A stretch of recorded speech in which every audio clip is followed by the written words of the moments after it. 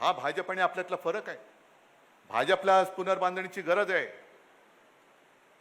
आणि देवेंद्र फडणवीसांना म्हणजे अनेकांना दिल्लीत असं वाटतंय की हा माणूस उद्या माझ्याबरोबर पंतप्रधान पदाच्या शर्यतीत येऊ शकतो, म्हणून आत्ताच याचे पंख कापा. पंख कापा हा मराठीतला शब्द आहे, हा मराठीतला शब्द आहे. मग दुसरं काय कापायचं? पंख नाही तर नाही. म्हणजे मला देवेंद्रला विचारायचं आहे, तुम्ही पक्षी नाही, मला पंखच नाही. बरं पंख नाही कापत, मग दुसरं काय कापू ते सांग. मी वापरतो तसा शब्द. पण पण हा पंख कापा हा शब्द म्हटल्यानंतर म्हणजे तुम्ही भरारी घेऊ नये अशी ज्यांची एक इच्छा किंवा तयारी आहे, हीच गोष्ट नितीन गडकरींच्या बाबतीत केली होती की नाही तुम्ही आठवा. कारण नितीन गडकरी आणि देवेंद्र फडणवीस यांना संघाचा पाठिंबा आहे. नितीन गडकरी पक्षाध्यक्ष झाले होते, भाजपाध्यक्ष झाले होते. देवेंद्र फडणवीस मुख्यमंत्री झाले, संघाचा पाठिंबा आहे. आणि हा प्रश्न मी संघाला विचारतोय की तुम्हाला मान्य असलेला तुम्हाला हवा असलेला पंतप्रधान होऊ नये म्हणून ही छाटाछटी चालले, ही संघाला मान्य आहे का? ह्या प्रश्नाचं उत्तर मला संघाने द्यायला पाहिजे. होय आम्हाला मान्य आहे, आम्ही ते म्हणतील ते, आम्ही सुद्धा त्यांचे गुलाम झालो आहोत. कारण नड्डानी मागे म्हटलंच होतं की आता भाजपला संघाची गरज नाही म्हणून. ही सगळी मारामारी लक्षात घ्या आणि तुम्ही कुठेतरी आपण अडकून राहावं. नुसते पेपर फुटत नाहीयेत, विद्यार्थ्यांची नशीब फुटत आहेत.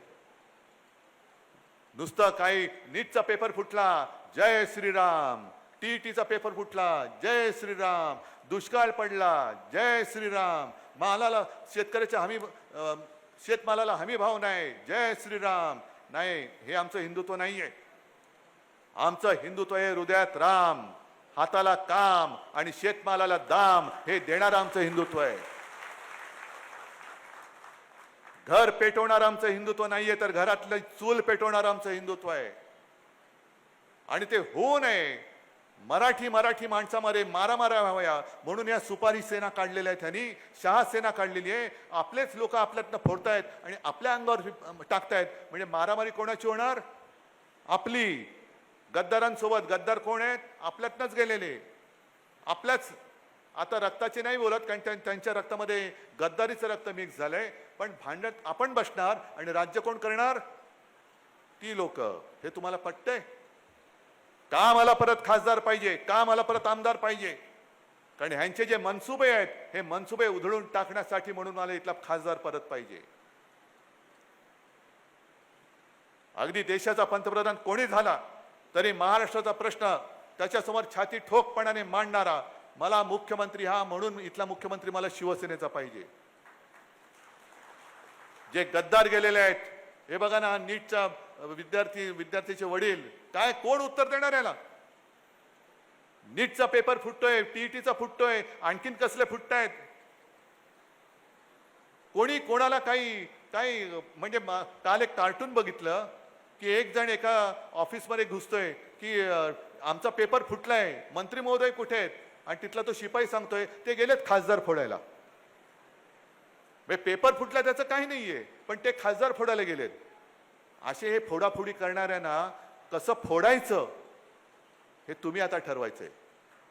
आमच्याकडे श्रद्धा आहे, सबुरी आहे, पण जी लोक बुरी आहेत त्यांचं काय करायचं हे सुद्धा साईबाबांनी सांगितलेलं आहे.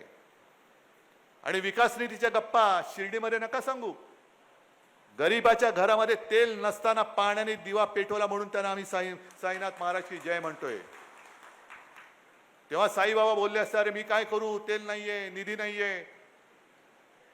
त्यांनी पाण्याने दिवा पेटवून दाखवला. हा चमत्कार, एवढी शक्ती ही साईबाबांकडनं आपण एक कण नाही घेऊ शकत. असेल समोर सत्ता, असेल समोर पैसा, पण माझ्याकडे श्रद्धा आहे. मी जे काम करतोय त्या कामावरती माझी श्रद्धा आहे आणि त्या श्रद्धेचं फळ मिळण्या एवढी माझ्याकडे सबुरी आहे. पण त्याच्यामध्ये जो येईल त्याला तुडवण्याची ताकद सुद्धा मला साईबाबांनी दिलेली आहे. हा आत्मविश्वास घेऊन पुढे चला. आणि अजून 3 वर्ष आहेत. 3 वर्षानंतर, 3 वर्षाच्या आधी हा शुभशकुन झालाय. कदाचित न जाणू साईबाबांच्या मनात असंही असेल की या 3 वर्षामध्येच ते सरकार पडेल आणि आपलं सरकार येईल. येऊही शकतं.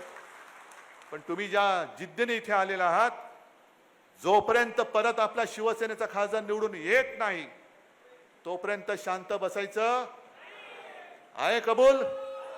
बस एकच तुमच्या हातातली मशाल, ज्या मशालीने गद्दाराला निवडून दिलं, त्या मशालीची धग आता गद्दाराला कशी असते ही दाखवून द्या, एवढंच आपल्याला सांगतो आणि आपली रजा घेतो. जय हिंद, जय महाराष्ट्र. शिर्डीमध्ये उद्धव ठाकरे यांची सभा झाली आणि या सभेवेळेमध्ये त्यांनी भाजपला पुनर्बांधणीची गरज आहे असं वक्तव्य केलं.